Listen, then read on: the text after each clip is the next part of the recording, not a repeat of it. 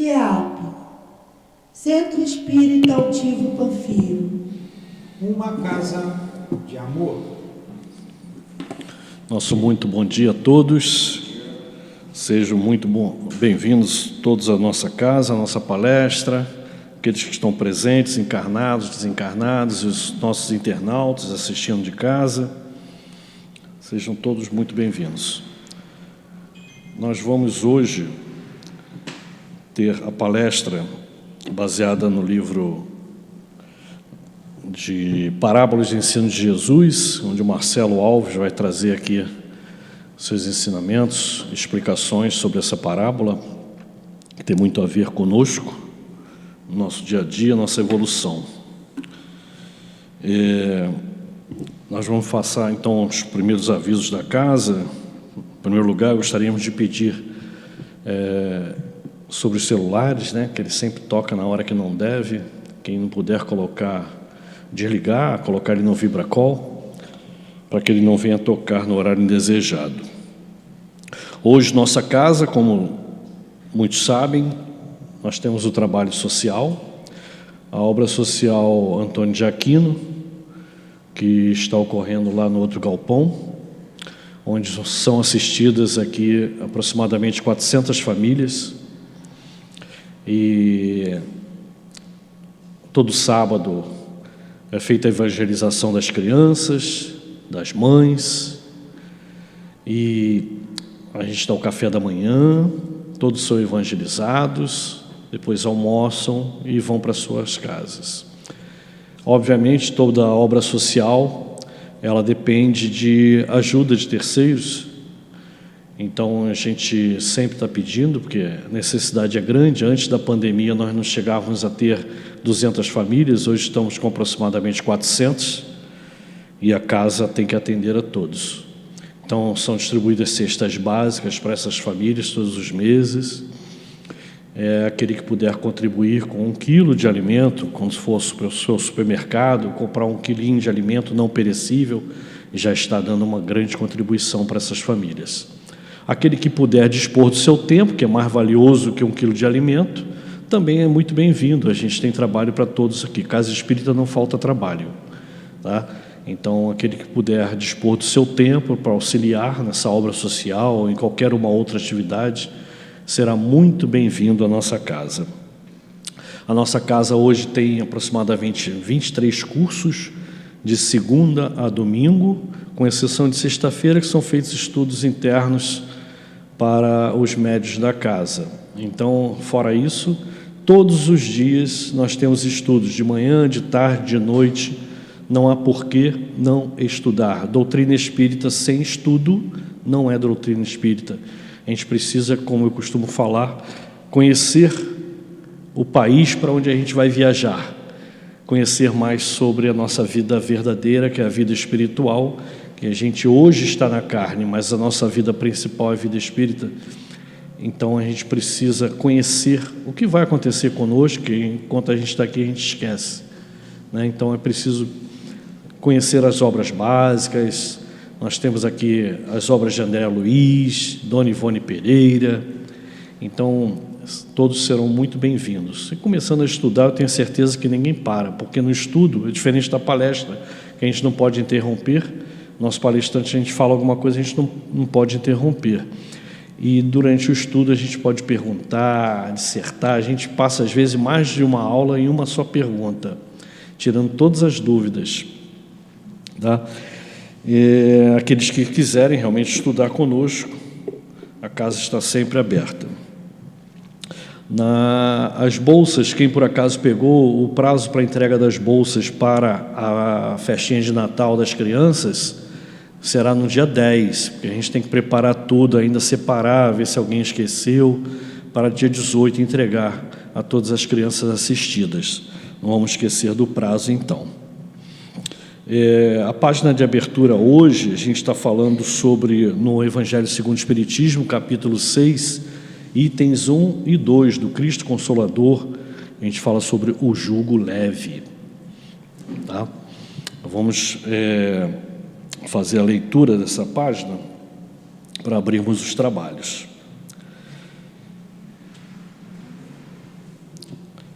Então é o jugo leve. Vinde a mim, todos vós que estáis aflitos, e eu vos aliviarei. Tomai sobre vós o meu jugo, e aprendei de mim, que sou manso e humilde de coração, e achareis repouso para vossas almas, porque o meu jugo é suave e o meu fardo é leve. As palavras estão em Mateus 11, de 28 a 30. Todos os sofrimentos, misérias, decepções, dores físicas, perdas de entes queridos, encontram sua consolação na fé no futuro, na confiança na justiça de Deus, que o Cristo veio ensinar aos homens. Entretanto, sobre aquele que nada espera após esta vida, ou simplesmente duvida, as aflições tornam-se muito mais penosas e nenhuma esperança vem diminuir o seu amargor. Eis o que levou Jesus a dizer: vinde a mim, todos vós que estáis fatigados, e eu vos aliviarei.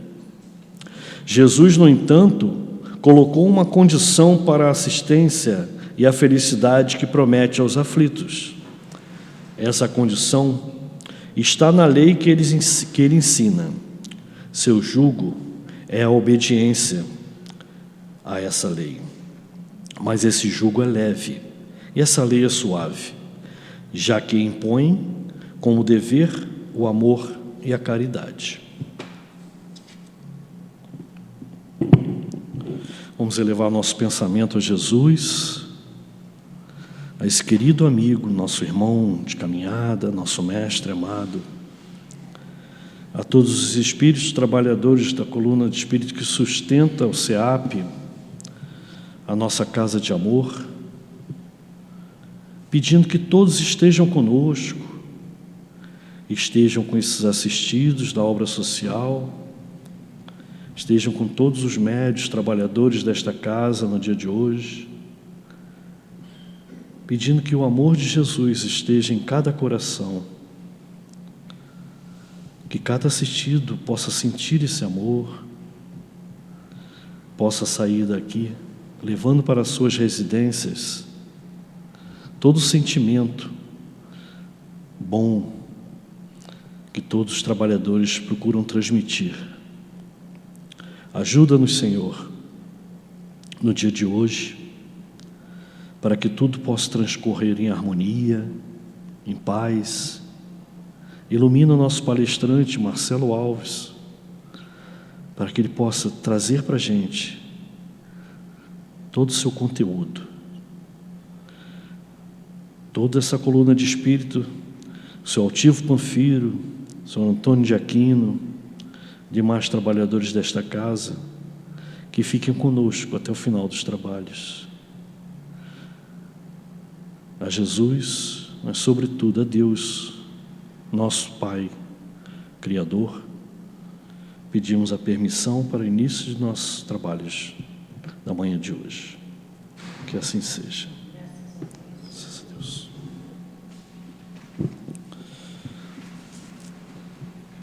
Nosso irmão Marcelo vai trazer então hoje as explicações sobre essa parábola do grão de mostarda.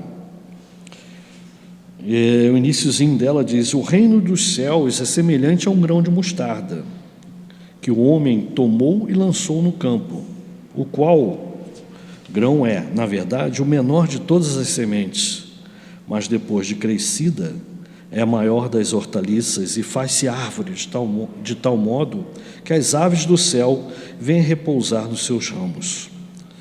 Isso está em Mateus 8, 31, 32, em Marcos também 4, 30, 32, em Lucas 13, 18, 19. Marcelo, seja muito bem-vindo à nossa casa, que Deus te ilumine mais uma vez. Obrigado.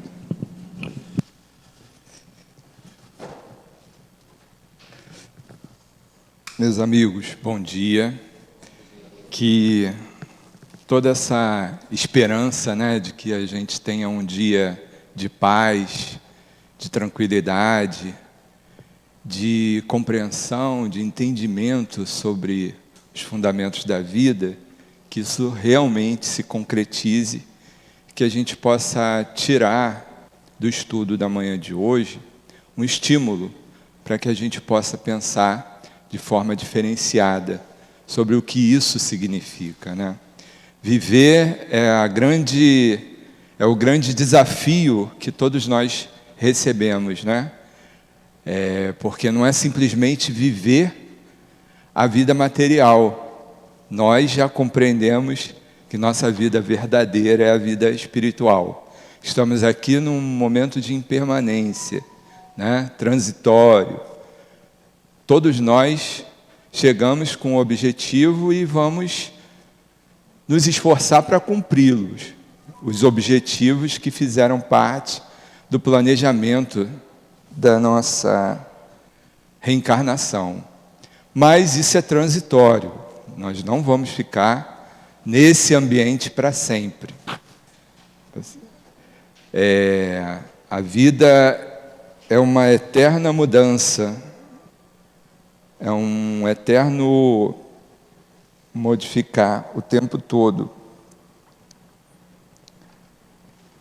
E isso às vezes causa estranheza na gente, não é? Porque a gente gostaria que as coisas elas transcorressem de uma forma só, de uma maneira só. Porque essa impermanência, essa transformação, essa modificação que a vida inspira o tempo todo, isso requer de nós um esforço muito grande, não é? É o tempo todo a vida chamando a atenção para que a gente saia desse ambiente confortável que às vezes a gente entra, não é? Se bobear, a gente se acostuma e fica numa zona de conforto e não quer sair dali, não é? Porque a gente se acostuma com o ambiente bom e, pasmem, a gente se acostuma com o ambiente ruim. Tem muita gente vivendo numa zona de conforto em sofrimento. Então, assim, esse não é o objetivo. O objetivo é a gente andar para frente, como diz Leon Denis, para frente e para o alto. É da lei circular, porque a evolução é constante, é o tempo todo e para todo mundo. Então, a gente, às vezes, se acomoda em determinadas situações, não é? E tem dificuldade de sair, mas a vida inspira, convida, a vida impõe que a gente dê o passo adiante. Então, é sobre esse passo, sobre esse impulsionamento da lei, não é? Que nós vamos conversar nessa manhã. Que essa parábola do grão de mostarda, ela nos inspira a pensar sobre a transformação que todos nós trazemos como compromisso e que muitas vezes a gente não se dá conta de como ela de fato acontece. Então ele traz o exemplo, o Cairbar traz o exemplo do grão de mostarda, que é considerado uma das menores sementes que existem. E que, no entanto, devido às circunstâncias, né, ela se transforma num alimento ou então numa árvore muito grande. Então ele diz que ela vira uma hortaliça, ela pode virar uma hortaliça que vai nos alimentar. Ela se transforma, né, numa árvore que vai dar, além, né, do que a árvore proporciona, as folhas delas podem servir para uma série de situações. Então, assim, o que ele quer mostrar? Que aquele grão de mostarda, que a princípio a gente olha, é só um grão de mostarda, não é? É só uma semente. E a gente, às vezes, não pensa, quando vê essa semente, aonde ela pode chegar. É o caso da gente, não é? Nós somos pequenos grãos de mostarda que temos, assim, em nós, de forma latente, o propósito de alcançar algo muito grande, algo muito revolucionário.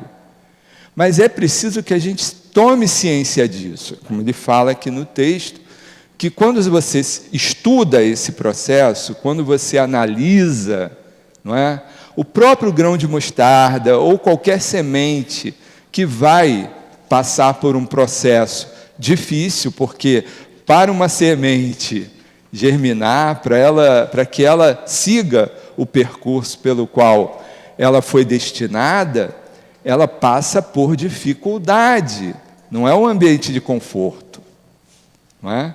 Nenhuma semente que você não coloca ela, né, numa situação adversa, ela não germina, nenhuma germina. Qual que germina? Aquela que passa pelo processo condizente ao processo lá de evolução, que ela traz ali dentro dela o mecanismo para isso. Mas precisa de quê? Precisa que ela seja enterrada, precisa que ela sofra, né, com a ação do clima, do tempo, temperatura, que ela receba ali adubo, que ela passe por um processo múltiplo, para que ela siga o caminho dela, que é o quê? Despontar uma plantinha. Essa plantinha vai depender do sol, da luz solar, né, da água, de todo o processo para poder virar uma árvore. Então é isso que ele chama a atenção da gente, que a gente se preste atenção. Não é? Como a doutrina espírita o tempo todo ela chama a atenção da gente se conhecer a si próprio, né, da gente ter essa interiorização sobre o que a gente veio fazer aqui, afinal de contas. Não é? O que nos motivou a sair de casa hoje, por exemplo, nesse sábado de manhã, e vir para o SEAP? Qual foi a nossa motivação? Primeiro de tudo, alguém aqui acordou e pensou assim: eu vou para o SEAP ser infeliz. Eu quero aprender como se faz para ser infeliz na vida. Não. Isso aí, obviamente, a gente pode assim apostar que a gente ganha em disparada. Não, todo mundo acordou de manhã com o propósito de ser feliz. Como? É isso que a gente vem entender, né? Então, como fazer para ser feliz? Então, a gente traz dentro de nós, né, objetivos que muitas vezes ficam esquecidos, ficam distanciados do propósito ideal. Qual é o propósito ideal? É a gente encontrar um meio de viver com qualidade, de viver em abundância, né? De obter da vida o que de melhor a vida pode nos oferecer. Então, nós somos sementes que, para germinar, precisa, não é, de situações específicas, situações essas que existem na vida de todos nós. Mas, quando a gente fala de Jesus, a gente está falando da esperança que Ele anunciou para todos nós, que todas as vezes que a gente tivesse dificuldade, que a gente recorresse a Ele. Nós cristãos, não é, temos isso como meta, a gente precisa recorrer a Jesus. E de que forma a gente recorre a Jesus? Em geral, na prece, acabamos de fazer isso aqui, não é? Invocamos Deus, invocamos Jesus, não é? Invocamos aos bons espíritos para que eles pudessem nos auxiliar nesses instantes que nós estivéssemos aqui. Então é justamente nesse ponto que a gente precisa parar para pensar como andam as nossas orações. O que de fato a gente anda pedindo a Jesus, a Deus, não é? Para que a gente tenha um dia, uma semana, um mês, um ano, uma vida, de que forma? Não é? Então eu encontrei hoje de manhã, abrindo ao acaso, que não é o acaso, porque o acaso não existe, né? Esse livro aqui, ele estava na minha frente, lá na minha casa. Aí eu olhei para ele, ele estava até com um grau de poeira, né? Aí eu fiz assim, falei assim, será que estão querendo me dizer alguma coisa? A gente tem essa mania, né? Aí eu fui abrir. Quando eu abri ao acaso, que eu volto a dizer, não é ao acaso, né? Lição 66, como pedes? Aí eu falei, não era por acaso não. Queriam realmente me direcionar o pensamento, o meu pensamento, para entender esse texto aqui do grão de mostarda. Que nós somos, em potencial, seres perfeitos, puros, nós somos em potencial isso. Saímos do simples ignorante, estamos aí em sabe Deus em que estágio, dizem os espíritos pela escala espírita, né?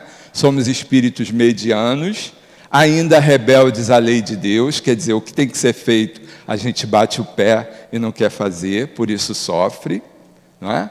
Mas a caminho desse objetivo, que é o quê? A perfeição. E perfeição para nós é ser feliz. Só que para conquistar esses patamares mais elevados, nós precisamos, não é, nos espiritualizar. Espiritualizar é se aproximar de um pensamento divino. Aonde? Em todas as oportunidades do nosso dia, da nossa vida. Mas como fazer isso se a gente vive numa vida que é tão difícil, não é? Que nos inspira a uma dualidade o tempo todo. Eu sou bom ou eu sou mal? Eu faço bem ou eu faço mal? Não é? Essa crise moral que a gente vive, não é? Faz parte lá do processo da semente que precisa reconhecer qual é o seu objetivo.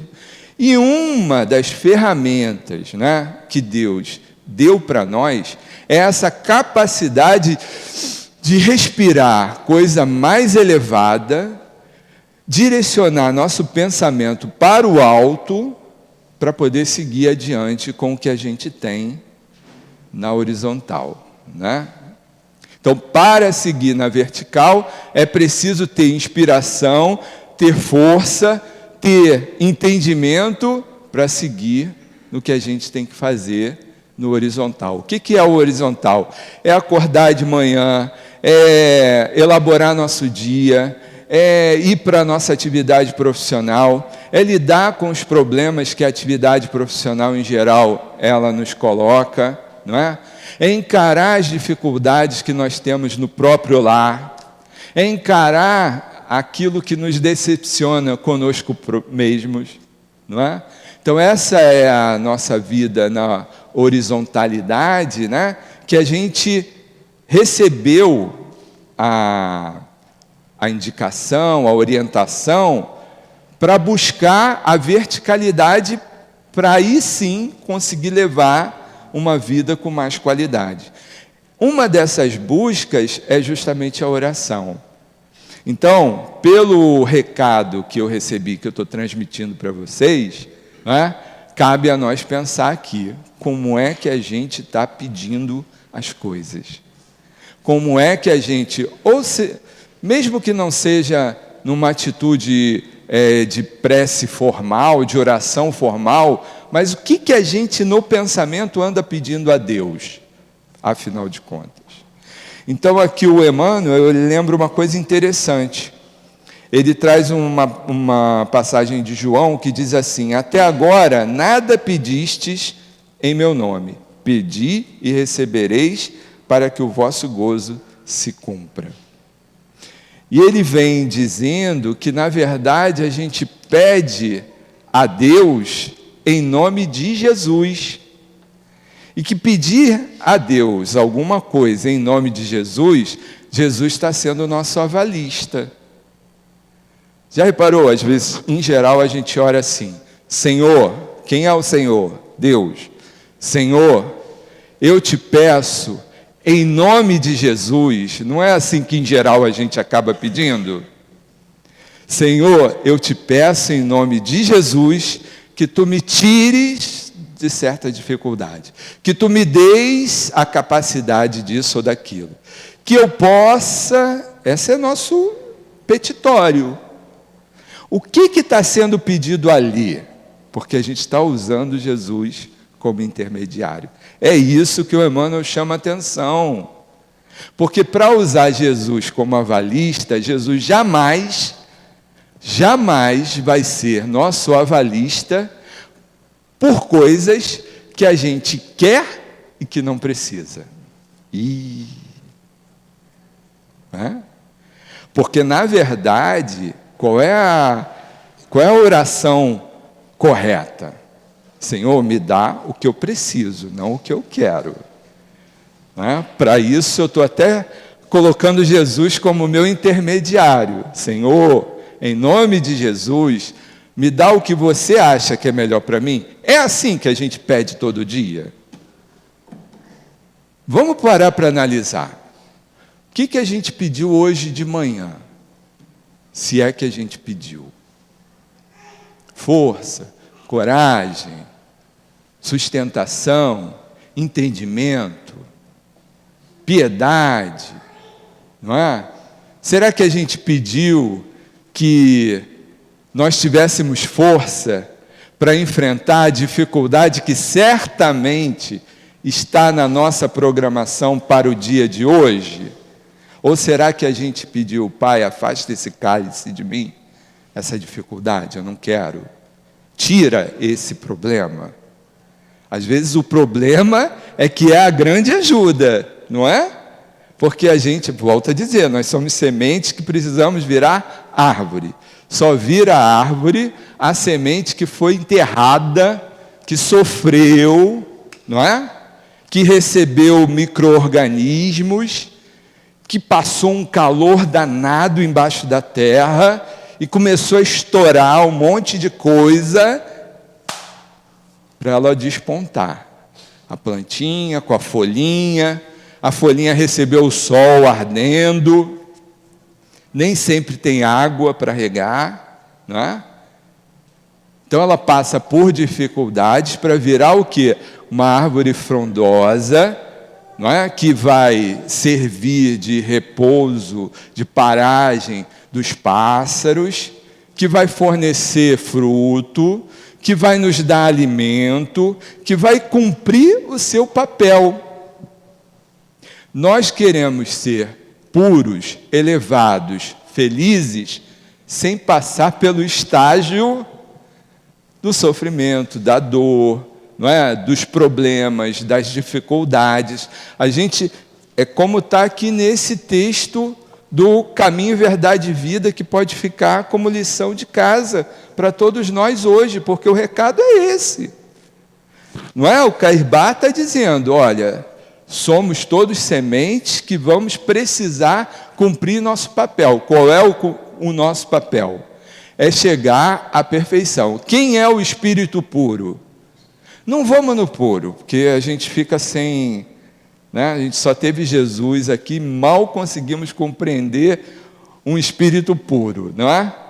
Vamos no bom. Quem é o bom que está no livro dos Espíritos, que está no Evangelho? É aquele que cumpre o dever, não é? Que faz o certo o tempo todo aqui na terra com todos que atravessam o caminho dele. Esse é o bom. Imagina o que é o puro. Então a gente quer ser bom sem perdoar. A gente quer ser bom sem fazer bondade. A gente quer ser bom batendo o pé, negando o que a existência está nos fornecendo para o nosso próprio bem. Volto a lembrar como é que somos classificados pelos bons espíritos. Codificação. Rebeldes à lei de Deus. Qual é a lei de Deus? Perdoar os vossos inimigos, amar o próximo como a si mesmo, não é? Fazer o bem no limite das suas forças, não é? Lutar o tempo todo para fazer o certo. O que é fazer o certo? É não fazer ao outro que não gostaria que fosse feito a si próprio. Não é? Se a gente quer ser perdoado, por que a gente não quer perdoar? Só que é assim, o Evangelho mostra, olha, não adianta levar a oferenda para o altar se você não faz a tua parte, essa oferenda não vai servir de nada. Então vem Natal aí, bolsa de Natal, obra social, aí eu me inspiro com um sentimento de empatia, vou lá, dou leite em pó para obra social, gasto uma grana numa roupa para uma criança, isso e aquilo. Isso é oferenda. É oferenda. Ela vai ter serventia como? Como eu sou contra o desarmamento, quer dizer, eu sou a favor do desarmamento, quando eu não quero pena de morte, quando eu respeito a todos, independente do pigmento da sua epiderme, quando eu respeito aqueles que não têm a compreensão intelectiva que eu acho que eu tenho, quando eu respeito aquele que não é formado academicamente, quando eu respeito a todos o tempo todo, não tem jeito, é esse o caminho. Então a gente quer o bom, o melhor, a gente quer, como ele começa dizendo aqui no texto, o reino dos céus. E o que é o reino dos céus? É essa vida de inspiração, de tudo que a gente tem, é o ar que respiramos, é a natureza que nos cerca, são as pessoas que cruzam o nosso caminho. Que pessoas? Só os bons? Só as pessoas amigas? Só aqueles que inspiram, né, o nosso sentimento, o melhor sentimento? Ou aqueles que são antagônicos, aqueles que o tempo todo testam a nossa paciência, os violentos, os maus, os que estão cometendo os maiores agravos? Estamos entendendo por que Jesus foi parar na cruz? Porque ele foi condenado, não é, à pena de morte, porque ele disse que não tem mérito amar a quem nos ama. Ele disse, olha, o mérito está em amar a quem não nos ama. O mérito está em fazer sem esperar retorno. O mérito está em não condenar ninguém. Tudo que a gente ainda não consegue se ajustar até hoje, mas a gente quer levar o título de cristão, de espírita, de bom. Então, assim, abaixo a hipocrisia, o recado desses textos hoje para nós. Vamos ser sinceros. Quando eu falo assim, estou falando primeiro para mim, tá? Que tenho toda uma dificuldade. Então, não é à toa que você é convidado para um tipo de estudo, não é? Para que você pense e reflita como anda a sua condução de vida. Porque um dia eu vou sair daqui e sabe Deus o que eu vou reclamar ao meu guia, aos espíritos que me acompanharem, o que eu vou reclamar. Não é? Mas eu fiz a minha parte. O que me cabia? Enquanto semente, para germinar, o que me cabia? Aceitar aquilo que eu deveria aceitar, lutar contra aquilo que eu deveria lutar contra, ser corajoso no momento de coragem, porque também é impossível ser corajoso o tempo todo, só tem coragem quem sente medo. A gente vê o contrário, a gente pensa o contrário. Fulano é corajoso, não tem medo de nada. Ele não é corajoso, não é. Nossa noção de coragem está equivocada. Coragem existe para quem tem medo, não é? Então, sente medo sim, só que tem esse outro sentimento que se sobrepõe, que é a coragem. Então, todo corajoso é medroso na sua essência, tem que ser. E a gente fica querendo ser corajoso sem ter medo. Se eu tenho medo, então eu não sou corajoso. Aí pronto, se acaba. Aí já perde a oportunidade de, não é, ascender, de crescer, de se elevar, porque se condena. São visões que a gente tem levado adiante, que fazem parte de um conjunto de vivências não é? Onde culturalmente, historicamente, a gente foi se vendo de uma forma totalmente ilusória. Quem é que está quebrando isso, fazendo esse favor para nós? A doutrina espírita. Eu tenho certeza que aqueles que entraram um dia nessa casa procurando quem era o causador dos seus males, quem era o seu inimigo, encontrou a resposta. No estudo da doutrina, encontrou a resposta. Porque é uma das primeiras coisas que a doutrina faz conosco. Ela responde de cara: quem é o meu inimigo? Efeito espelho, sou eu mesmo. Quem vai fazer a minha felicidade? Eu. Mas não é Deus? Não é Jesus? Não são os bons espíritos? Não. Nem Jesus consegue fazer isso. Só nós podemos fazer. Ele nos inspira, Ele nos dá caminhos, Ele nos dá, não é, meios, como a leitura inicial, Cristo Consolador. Vinde a mim, todos vós que estáis aflitos e sobrecarregados, porque comigo esse peso fica leve. Essa dificuldade tem outra conotação. Nós estamos indo a Jesus nas nossas aflições. Às vezes vamos para pedir para Ele tirar isso da gente. Está errado. Porque Ele não tira o que é nosso. E a gente sabe que toda perturbação, todo problema que a gente atravessa, ou é resultado das escolhas do passado, ou são resultados de escolhas presentes. Tormentos voluntários. Então, não foi ninguém que deu para a gente. Ninguém foi numa encruzilhada, botou lá um monte de coisa para prejudicar a nossa vida. Pode até ter feito, mas não pega se você não se colocar em condições de pegar.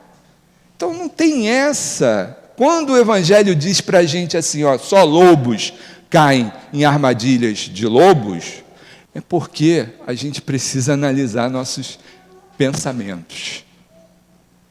Sabe, Leon Denis, quando fala assim, ó, disciplina o teu pensamento para reformar o teu caráter. É isso. Pensa sobre os seus pensamentos. Como andam os meus pensamentos? E mais que isso, como andam as minhas intenções para esses pensamentos que podem gerar determinadas atitudes. Porque minha atitude pode ser boa. Alguém chega aqui com uma necessidade, eu estou sentado, levanto, dou lugar. Ótimo, fez o bem. Fez mesmo. Vai depender da intenção com a qual eu levantei. Eu posso ter levantado, mas... Ai, tinha que aparecer agora, meu Deus do céu. Sabe, ônibus lotado. Hoje a gente não está pegando ônibus lotado, ou não. Mas, quem já pegou um trem da Central, daqueles, né, lotadões, que você ficou, sei lá, 40 minutos esperando vir um que desce para você entrar? E aí quando chega um, você senta. E aí quando o trem vai sair, vem alguém lá, uma necessidade. Aí você olha para o lado, olha para o outro, todo mundo finge que não é com ele. Mas como você tem a pulga atrás da orelha já, você já tem a crise moral, você já está vindo ao centro espírita, você está estudando espiritismo, que o tempo todo está te dizendo, olha, o caminho é ser bom, o caminho é ser bom. Aí você, eu vou levantar.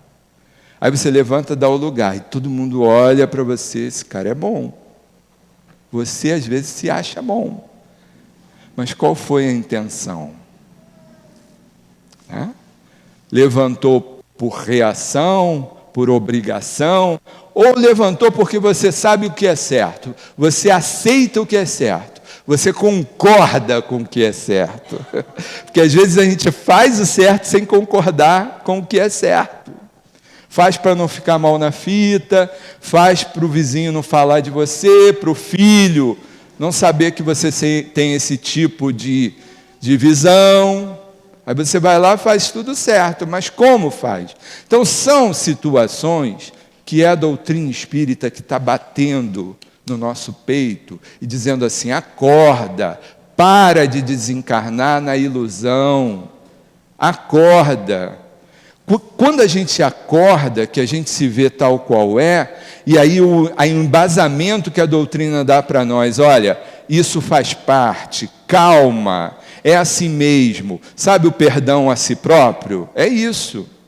E aí você vai se entendendo, não vai exigindo tanto de si próprio, porque você não tem ilusão do que você é, não é? Quando você tem a realidade de fato, você vai se dando o seu tempo, você vai vendo que você tem inúmeras vidas pela frente, que isso é uma lei, que a reencarnação existe ao nosso favor, que cada cenário é diferente, mas a circunstância pode continuar dentro da gente, né? Então, o que não deu para fazer agora, vai dar para fazer lá na frente, só que o cenário não se repete. Não, eu tenho que mudar, mas eu vou mudar, eu tenho milhões de encarnações pela frente, eu mudo lá na milésima, mas o cenário que você tem hoje não repete, não. Esse cenário é único. Então a oportunidade é para agora. Então a gente vai se conhecendo, se dando chance, se entendendo, sabendo que as dificuldades que a gente passa, elas são pertinentes, não é?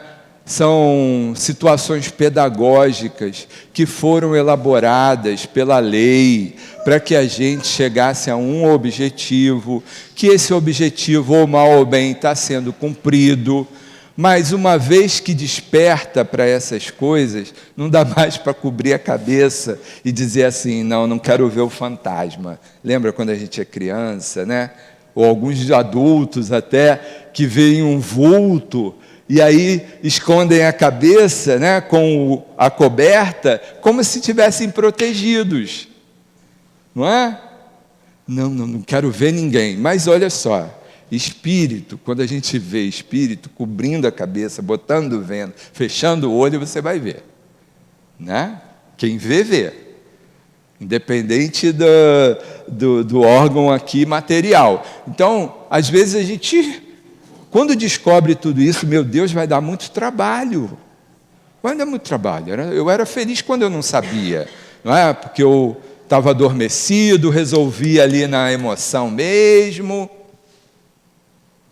Quem compra uma arma e bota no bolso, tem que saber que pode matar alguém.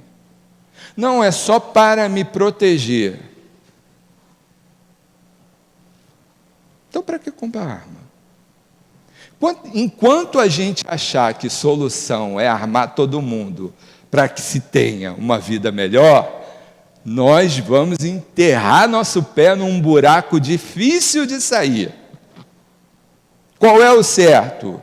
Reformular as criaturas. Só que isso dá trabalho. Né? Só que isso é trabalho. Então as leis precisam ficar melhores. O sistema carcerário penitenciário tem que ser de reformar as criaturas e não somente de punir, condenar ou até deixar pior do que quando entrou. Não pode. Não pode. A gente precisa mudar isso. Não é?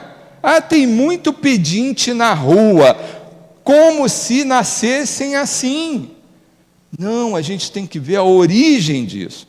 Qual a origem disso? Às vezes a gente está num egoísmo só, farinha pouca, o meu pirão que saia primeiro, do outro que se dane. Às vezes a gente está vivendo assim, dessa maneira. Por isso ele diz, olha, você é um grão de mostarda que vai ter que virar uma árvore. Para fazer isso, para que isso proceda, é preciso trabalhar, labutar, é preciso encarar o que tem e tirar disso o melhor. Regras, o melhor dizendo, caminhos para isso a gente tem. Olha o mestre ensinando para nós. Olha quantos espíritos dando exemplo. Porque missionário faz isso. Missionário vem aqui na terra, nem precisa passar por coisas dolorosas, mas passa para quê? Para dar exemplo para a gente que precisa passar. Então você vê uma pessoa passando por uma dor atroz, sorrindo, feliz, agradecendo. Lá no texto da piedade, se não me engano, o Espírito fala mais ou menos isso. Agradecer a Deus por ter me testado. A gente faz isso. Obrigado, Senhor, por ter me colocado ontem lá no trabalho, aquela pessoa que quer puxar meu tapete. Obrigado, Senhor. Mas com verdade, porque sabe que nada é por acaso. Então esses estímulos têm que fazer com que a gente arrume uma solução melhor, não as soluções que a gente, infelizmente, comumente tem arranjado até então, que tem gerado para nós dor e sofrimento. Né? O que a doutrina fala, olha, todas as vezes que a gente transgride a lei de Deus, a gente tem como consequência a dor e o sofrimento.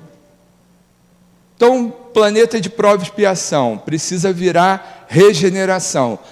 Que é um mundo regenerado? Como são as pessoas que vivem no mundo regenerado? Bom, são pessoas que já estão no trabalho de não condenar ninguém, de não julgar ninguém, de discernir sobre o erro, porém gerando ao seu redor mais felicidade. Nós somos assim? É uma interrogação, vamos pensar, a gente é assim o tempo todo, não é? Mundo superior, quem não quer ir para o mundo superior? Eu quero. Só que o Espírito no outro dia disse para a gente, olha, para viver lá no mundo que eu vivo, no campo alimentar, eu fico 24 horas com o que parece para vocês aí, um copo desse daí de um líquido chamado água. Não vou nem falar campo moral, espiritual, não.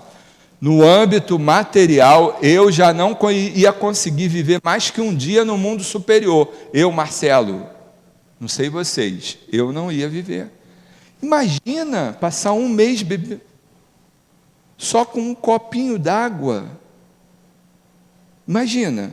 Olha a dificuldade para mim, hoje, viver no mundo superior. Um dia eu vou viver, mas hoje eu ainda preciso da substância, né? Eu preciso do concreto para me alimentar. E ele disse assim, olha, no campo do pensamento, nenhum de nós pode ter um pensamento desequilibrante, porque senão o frontal fica cinza. Eu não posso. Não sei vocês. Não dá. Eu até me esforço, sabe? De manhã, quando eu acordo, eu falo assim, hoje eu vou ser melhor. Hoje eu vou ser melhor. Porque eu sei quem eu vou encontrar daqui a meia hora, uma hora. Aí eu digo assim para mim mesmo, não, eu vou ser melhor. Vou ser melhor. Quando eu chego no ambiente, pronto. Não é? Então, o que aconteceria se eu estivesse no mundo superior? Certamente minha testa ia ficar preta. Todo mundo ia ver o que eu estava pensando. Eu tenho condições de viver num mundo desse? Não. Por enquanto, o que me cabe? Está aqui, mascarado, sorrindo para vocês e, de repente, tendo um pensamento horroroso. E vocês não sabem. Quer dizer, alguns até sentem, né? Quem for mais sensível, aí já entra uma outra base de sustentação da doutrina, a mediunidade, que às vezes a gente corre tanto, eu não quero ser médium, mas já é, naturalmente. Médium é o quê? Sensitivo. Não é? Então, alguns sensitivos, ele está sorrindo, mas eu não sei, tem alguma coisa me dizendo que ele não está bem, né? Mas no mundo superior nem precisa de médium, já vê logo, e lá, está preta a testa, está preta a testa, está preta a testa. O que é aquele enegrecido né, da testa. É um pensamento que não condiz com aquele ambiente. Então, por enquanto, não. Aqui a gente pensa, fala, faz coisas que são ruins, mas faz parte do pacote. Então, qual é o recado? É que a gente pense em tudo isso. Nós não vamos sair daqui hoje, porque escutou isso aqui, porque tomou ciência disso aqui, virar a esquina e já ser transformado, apto a viver no mundo superior, como o Inácio Bittencourt. Claro que não, gente. Aqui hoje talvez só entre uma pulguinha a mais atrás da orelha, só isso.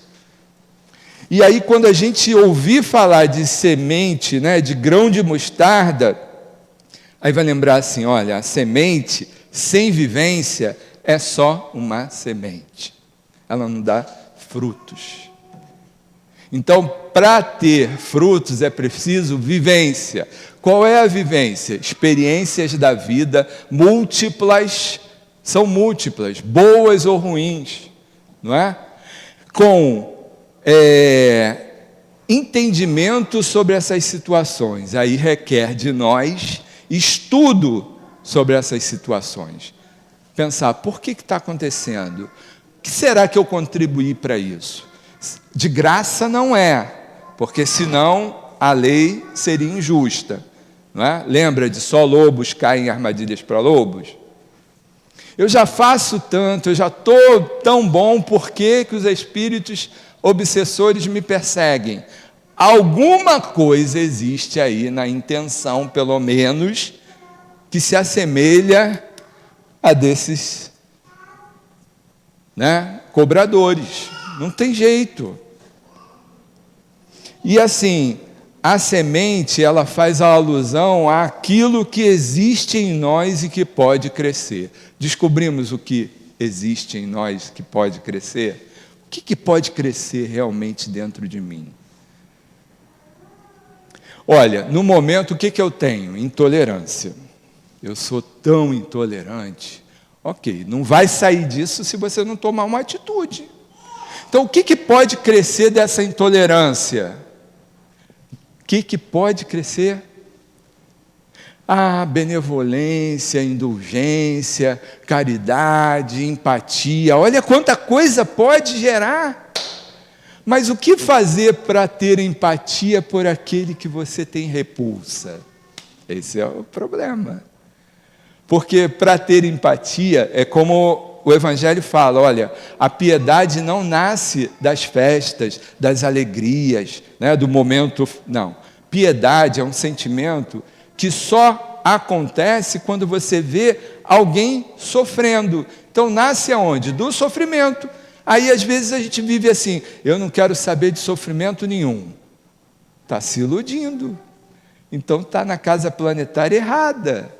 Porque aqui, anunciado por Jesus, esse que a gente agora no Natal, né, vai cantar musiquinha, vai enfeitar a casa, vai presentear os outros, vai fazer ceia, e não se dá conta que está comemorando o aniversário de quem? Suposto aniversário de quem?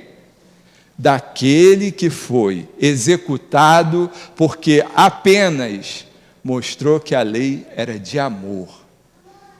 Só isso. É um momento para pensar, né? O que tem em mim que precisa ser germinado, que precisa vir para fora? Olha, não é a raiva, não, isso tudo já vem. Nós temos mais parecença com essas inferioridades. Qual é o propósito? Qual é a diferença? É tentar ser mais amável, é ser mais amigo, tolerante, empático, né? É ter indulgência pelas pessoas. Esse é o nosso desafio, não é? Agora, ficar na bronca, ter raiva, ficar de mal, não perdoar, querer matar, bater, isso a gente já aprendeu a fazer, acabou. Por que não dá mais? Porque a gente buscou a doutrina espírita para saber de onde a gente veio, o que a gente está fazendo aqui e para onde a gente vai. E ela está dizendo, olha, viemos do simples ignorante, passamos ali pelo mal deliberado, estamos vivendo situações que são resultado disso e que estão nos experimentando para descobrir o bem. Descobrir o bem. Dr. Herman falou uma vez para nós, olha, o prato da balança de vocês entre o bem e o mal está desigual. Vocês são recém-saídos do mal deliberado. O que é o mal deliberado? É o mal que a gente gosta e quer fazer, aplaude. Falou, esse prato aí está cheião. Qual o prato que está vazio? O bem. Então o que ele faz? Qual é a proposta? Qual é o diferencial? Qual é a novidade? Fazer o bem, gente. Fazer o mal, ó. Já estamos experimentados. O que a gente não tem experiência? Fazer o bem. Por isso a Casa Espírita inspira o tempo todo. Faz isso, faz aquilo. Olha aqui. Ó, tem um assistido. Você quer colaborar? Você quer vir fazer? Aí a gente fala assim, meu Deus, não é a Casa Espírita que está precisando da gente, não. Nós é que precisamos desses trabalhos para ver se a gente sai do egoísmo e do orgulho exacerbado. Só isso. Acabou? Não dá falta? Então, gente, é uma relação de troca. A gente precisa pensar muito sobre essa impermanência. Recentemente, isso tem caso todo dia, tá? Mas recentemente, uma pessoa muito famosa na área da música, não é? Saiu de casa com todo o planejamento lá do dia, felizinha, deixou o filhinho em casa, pegou a agenda, hoje eu vou fazer isso, fazer aquilo. Ela imaginava que não ia voltar para casa? A mãe, não, né? Mas é só ela? Isso é nosso, nós somos assim. A gente sabe se amanhã a gente vai acordar, a gente sabe se ano que vem a gente vai estar aqui, a gente sabe quanto tempo nos falta. Esse é o mistério da vida e que é maravilhoso, nos colocar em situação de impermanência. A gente não pode garantir nada. O que a gente pode garantir? É que a gente quer mudar, só isso. Como? Vamos trabalhando, vamos fazendo, vamos olhando para o que temos, vamos, sabe a oração do... Esqueci o nome daquela oração, que fala assim, me dá clareza sobre o que eu posso mudar e daquilo que não tem jeito. Você falou hoje de manhã, da serenidade. Né? Bem isso, porque a gente quer mudar um exército de coisas que não está no nosso cabimento. Não é a gente que vai fazer isso, não é? Ninguém muda ninguém.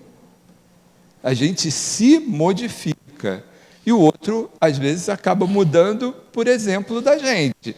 Mas enquanto a gente fica batendo naquela tecla, não, meu filho não pode ser assim, minha filha não pode ser assim, minha mãe não pode ser assim, minha mulher, meu esposo, meu colega de trabalho, meu chefe, você não vai mudar ninguém, entenda isso. Nós não temos esse poder.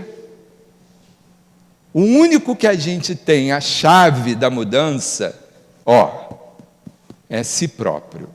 Então, são coisas que a gente está precisando entender, não é? Comemorar mais o quê? O instante que está acontecendo, por conta dessa impermanência. Né? De vez em quando tem alguém muito famoso que aí mexe com todo mundo. Ela desencarnou na sexta-feira estava todo mundo perplexo. Gente que gostava da música dela, gente que não gostava, gente que isso e aquilo. Tem gente até que passou a gostar da música dela depois que ela desencarnou. Mas como tem a cantora que desencarnou famosa, quantos desencarnam diariamente, não é? Então, quanto mais próximos de nós, mais nos toca sobre essa impermanência. Sabe aquela frase que a gente só diz quando vai a um sepultamento? Olha o corpo assim e diz assim, nós não somos nada mesmo, né? Por que só nessa hora? O tempo todo a gente poderia estar falando, nós não somos nada, nós não somos nada mesmo, para ter tanto orgulho, tanta vaidade, tanta bobagem, né? Levar tudo a ferro e fogo, nós não somos nada, porque uma hora a vida faz assim, vamos embora, e você vai ter que ir. Gostando, não gostando, querendo, não querendo. Então esse sentimento de impermanência mexe com o nosso orgulho. Isso é o quê? Favorável. Olha aí, uma das ações que a semente recebe para poder germinar. Se não for assim, ela fica lá, seca e morre. Então o que faz com que ela siga seu curso? É a adversidade. A história da ostra, né? Que gera no seu interior uma pérola valiosa, linda, maravilhosa. Essa pérola é resultado de quê? De um estranhamento, de um sofrimento que aquela ostra passa. Um grão de areia que entra ali, e aí um mecanismo, né, que a própria ostra tem ali pelo automatismo biológico, pela força da lei, ela vai construindo em volta daquele grão de areia alguma coisa que aos nossos olhos é muito valiosa. Aí a gente, né, olha lá numa loja de joias, vê um colar de pérolas, que coisa linda que a natureza nos dá. À custa de quê? Do sofrimento da ostra. Que pérola que a gente está criando dentro de nós. Então, que Jesus nos abençoe, que a gente tenha força, coragem de, ao pedir a Deus aquilo que a gente deseja, que a gente não se esqueça que Jesus está entre nós. Graças a Deus. Nós te agradecemos, Marcelo, por esse conhecimento passado para a gente. Isso é sempre muito bom. Que possamos refletir, principalmente nesse momento que estamos vivendo. Nós vamos passar agora, então, para a segunda fase da nossa reunião, que é o momento dos passes.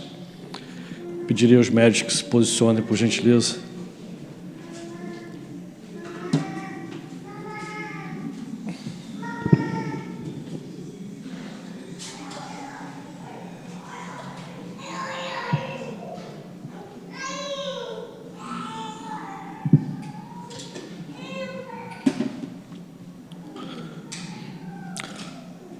Vamos elevar nosso pensamento nesse momento à figura sublime de nosso Mestre Jesus, acreditando no seu amor, firmemente, que todos os fluidos trazidos por nossos amigos espirituais possam ser transmitidos a cada um que veio buscar sua melhoria de uma enfermidade, de um mal qualquer. Jesus esteja conosco neste momento, junto ao guia espiritual de cada médium. Que assim seja. Assim devemos ser nós, que ora carregamos a cruz pesada, ora carregamos uma cruz mais leve, aceitando com resignação tudo que nos é imposto nessa caminhada, acreditando em dias melhores que virão e que Jesus não desampara ninguém. O Mestre nos disse: vinde a mim, vós que estáis fatigados, e eu vos aliviarei. E ainda mesmo cercado de todas as dificuldades, devemos dar a mão ao nosso próximo. Também nós no final de nossa jornada, percebemos que a cruz não é pesada, que o jugo não é tão pesado assim, ele é leve. Nos tornamos nossa cruz mais leve ou pesada, somos nós mesmos. Depende de nós. O Pai Divino não põe um fardo mais pesado em nossos ombros, além daquele que nós podemos caminhar, carregar durante o nosso caminho. Depois que vestimos o corpo de carne, nós acabamos esquecendo nossas obrigações e nos encantamos com a vida material. Queremos abandonar a nossa cruz. Além de não conseguirmos carregar o nosso peso, acrescentamos mais. Então teremos que carregar de novo essa cruz que deixamos de levar por nossa própria irresponsabilidade. No final, ao invés de diminuir esse peso, toda essa carga, acabamos aumentando. E nós mesmos fazendo essa cruz ficar mais pesada. Precisamos de muito mais reencarnações para recuperarmos o tempo perdido e enxergarmos que o jugo era leve. A cruz estava com o peso certo que nós podíamos carregar. Como nosso Pai eterno nunca nos abandona, Ele sempre nos dá mais uma chance. E assim vamos reencarnando, até acordarmos um dia para a verdadeira vida. Não adianta ficar reclamando se a cruz é grande, pesada. Não invejemos os nossos vizinhos se a sua vida parece próspera e feliz. A dor de cada um é a dor necessária para a nossa evolução. Nós merecemos o que passamos hoje.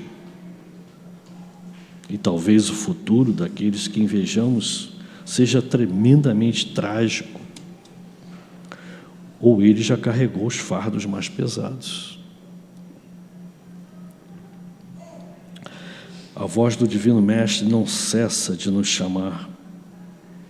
Se alguém quiser vir nas minhas pegadas, renuncie a si mesmo.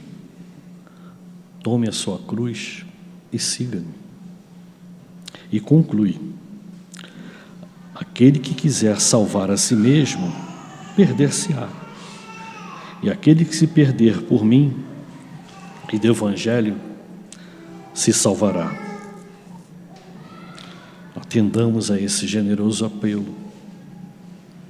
Tomemos nossa cruz, sejam elas leves ou ásperas, macias ou pesadas, e tapemos os ouvidos às torpezas douradas da materialidade, procurando nos salvar espiritualmente, trilhando pelo caminho luminoso do Evangelho. Talvez nossos familiares, amigos ou conhecidos, não querendo atender ao convite de Jesus, nos escarneçam ou nos odeiem até. Em vez de amargurarmos-nos, rejubilemo-nos, certos que grandes recompensas estão reservadas no futuro eterno da espiritualidade. Se encontrarmos algum desses irmãos caídos na estrada, vamos ampará-lo, auxiliá-lo ou erguê-lo, certos que o Cristo abençoará o nosso gesto. Que assim seja. Agradecidos estamos, Senhor Jesus, amado Mestre, querido amigo de caminhada. Agradecidos a Deus por estarmos aqui hoje, dedicando a nossa manhã para ouvir os Teus ensinamentos, Jesus. Agradecidos por toda essa espiritualidade amiga que dedica o seu tempo a nos ajudar todos os dias a passarmos por nossas provas, passarmos com louvor. Agradecemos a todos que nos auxiliam em nossa jornada. Muito obrigado, queridos amigos. Obrigado, seu altivo Panfiro, nosso diretor espiritual, o senhor Antônio de Aquino, pela obra social que está ainda se desenvolvendo nesta casa. Obrigado a todos vocês. Agradecemos a Jesus, nosso Divino Mestre. Agradecemos a Deus, sobretudo, e damos por encerrada a nossa reunião desta manhã. Que assim seja.